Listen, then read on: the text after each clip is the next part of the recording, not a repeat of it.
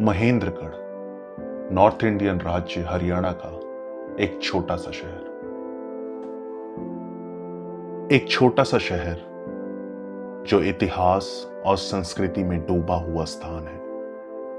हरियाणा के इस hidden GeM को अक्सर पर्यटकों द्वारा अनदेखा कर दिया जाता है, लेकिन इस शहर के पास उन लोगों के लिए बहुत कुछ है जो कि विरासत और नेचुरल ब्यूटी का पता लगाना चाहते हैं। महेंद्रगढ़ का एक लंबा इतिहास है जो आजादी से पहले का है। शहर का नाम इसके फाउंडर महाराजा महेंद्र सिंह के नाम पर रखा गया था, जो पटियाला के रियासत के राजा थे। यह शहर 1861 में स्थापित हुआ था और यह ब्रिटिश राज के दौरान प्रशासन और व्यापार के लिए एक महत्वपूर्ण केंद्र के रूप में कार्य करता था।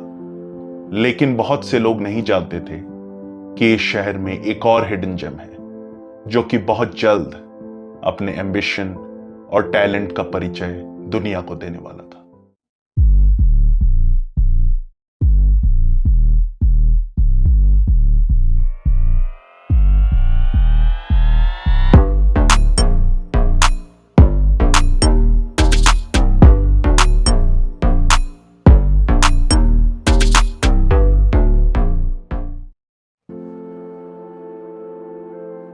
बात है 1965 की। उस साल गर्मी रिलेंटलेस थी। From the scorching heat that was burning the skin to the vibrant colour that was blinding the eyes, it was proving to be a season of extremes that is sure to leave an unforgettable mark. हालांकि छोटे कमरे में रहने वाले 8 लोगों के लिए यह सिर्फ एक और दिन था। उनके चूल्हे आंगन में जलते थे और परिवार की महिलाओं को जिम्मेदारी थी कि वे उन्हें वहां ही जलाएं ताकि परिवार को चूल्हे से आने वाली गर्मी का सामना ना करना पड़े। उत्तर भारतीय गर्मी कमजोर दिल वालों के लिए नहीं है। 2023 हो या 1965, उत्तर भारतीय गर्मी is an assault on the senses. Firstly, the heat is intense and overwhelming, and the scorching sun and the dry air can cause dehydration, fatigue and discomfort.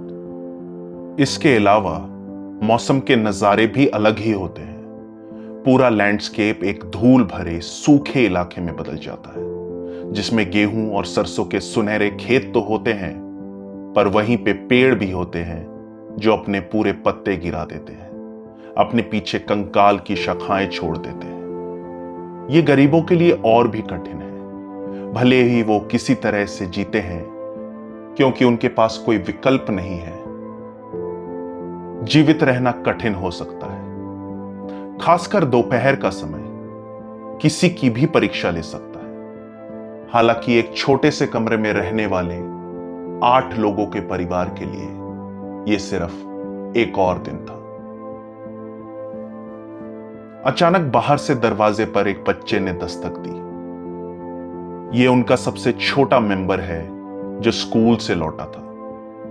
पापा, आज मेरा रिजल्ट आया है और मैं 5वीं क्लास में प्रमोट हो गया हूं और मेरे ग्रेड्स तो देखिए, वे कितने अच्छे हैं, उसने अपने पापा से कहा। अपनी आंखों में आंसू के साथ उसके पिता ने कहा, अरे वाह, ये तो बड़ी खुशी की बात है। चलो बेटा, मैं तुम्हें आज कोका कोला पिलाता हूं, बहुत दिनों से मांग रहा था ना तू। 5वीं कक्षा में पढ़ने वाले के लिए, और वो भी 1965 में, यह ऐसा था कि मानो दिवाली जल्दी आ गई हो। वे आखिरकार उस काले पानी का एक घूंट पी सकता था जिसके उसके दोस्तों ने अमृत से बेहतर बताया था। वे अपने पिता के साथ दुकान पर पहुंचा और वादे के मुताबिक उसे कोका कोला की बोतल दी गई, लेकिन वो पी नहीं रहा था। उसके पिता ने यह महसूस किया और कहा कि अरे बेटा, किस बात का वेट कर रहा है, जल्दी पी ले, नहीं तो ये पूरा गर्म हो जाएगा, फिर पीने का मजा नहीं आएगा। उसने अपने पिता की आंखों में देखा और कहा, मेरे दोस्तों को आने दो, मैं उन्हें दिखाना चाहता हूं कि मैं खुद भी कोका कोला खरीद के पी सकता हूं। जब मैं ये स्वादिष्ट चीज को पीऊंगा उनके सामने, मैं देखना चाहता हूं कि वो कैसे मेरी तरफ देखते हैं। हालांकि वह अभी एक बच्चा ही था, लेकिन उसकी आंखों में एम्बिशन स्पष्ट दिखाई दे रहा था।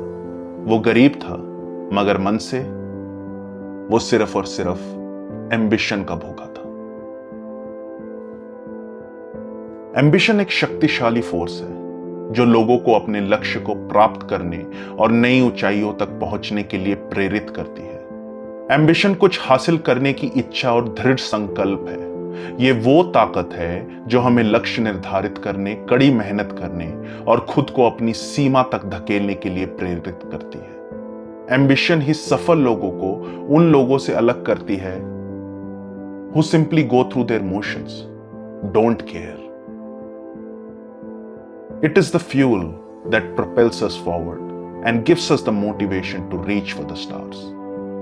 एम्बिशन के लिए हम अपने कंफर्ट जोन से बाहर कदम रखते हैं और जोखिम उठाने की आवश्यकता भी होती है। इससे पर्सनल ग्रोथ और डेवलपमेंट दोनों ही हो सकता है, क्योंकि हम नए कौशल को सीखते हैं और चुनौतियों पर काबू पाते हैं। जैसे जैसे वो बच्चा बड़ा हुआ, वो भी सेटिस्फैक्शन और फुलफिलमेंट के पीछे भागने लगा। He had a humble beginning और उसे बहुत से फाइनेंशियल स्ट्रगल्स का भी सामना करना पड़ा, लेकिन फिर भी उसने नेशनल स्कूल ऑफ ड्रामा से अभिनय का डिप्लोमा किया, क्योंकि उसे फिल्म निर्माण का शौक था। उसने अभिनय में अपना करियर बनाने का निश्चय किया और अपने लक्ष्य के लिए कड़ी मेहनत करना जारी रखा। आर्थिक तंगी के बावजूद उसने अपना डिप्लोमा पूरा किया और थिएटर की दुनिया में अपना सफर शुरू किया। उसका पहला ब्रेक तब आया जब उसे जिस लाहौर नहीं देखिया नाटक में एक भूमिका की पेशकश की गई, जो एक बहुत बड़ी हिट थी। इससे और अवसर मिले और उसने कई अन्य सफल नाटकों में भी अभिनय किया। His big break in the film industry came when he was offered a role in the movie मासूम, which was directed by Shekhar Kapoor. उन्होंने फिल्म में एक केयर टेकर की भूमिका निभाई and his performance was widely appreciated. उससे अन्य फिल्मों में अधिक भूमिकाएं मिली और वे फिल्म इंडस्ट्री में एक सफल अभिनेता जल्द ही बन गए। उस बच्चे के रूप में हो जो अपने दोस्तों को अपनी वैल्यू दिखाना चाहता था, या फिर वो एडल्ट हो that wanted a sense of fulfillment and satisfaction, Satish Kaushik की यात्रा हर उस व्यक्ति के लिए प्रेरणा है जो अपने लक्ष्य को प्राप्त करने के लिए संघर्ष कर रहा है। उनके दृढ़ संकल्प और कड़ी मेहनत ने उनके सामने आने वाली फाइनेंशियल डिफिकल्टीज को दूर करने और अभिनय की दुनिया में सफलता हासिल करने में उनकी मदद की। उनकी कहानियां हमें दिखाती है कि दृढ़ इच्छा शक्ति और कड़ी मेहनत से हम किसी भी बाधा को पार कर सकते हैं और अपने सपनों को हमेशा प्राप्त कर सकते हैं। सतीश कौशिक की सफलता हमें लक्ष्य के प्रति केंद्रित और समर्पित रहने का महत्व भी सिखाती है। Despite facing financial struggles, he never lost sight of his dream and continued to work towards it. He also continued to improve his craft and take on challenging roles, which helped him grow as an actor. His story is a testament to the power of determination and hard work. His journey shows us that no matter how difficult the road may seem, if we stay focused and dedicated to our work, nothing can stop us. धन्यवाद।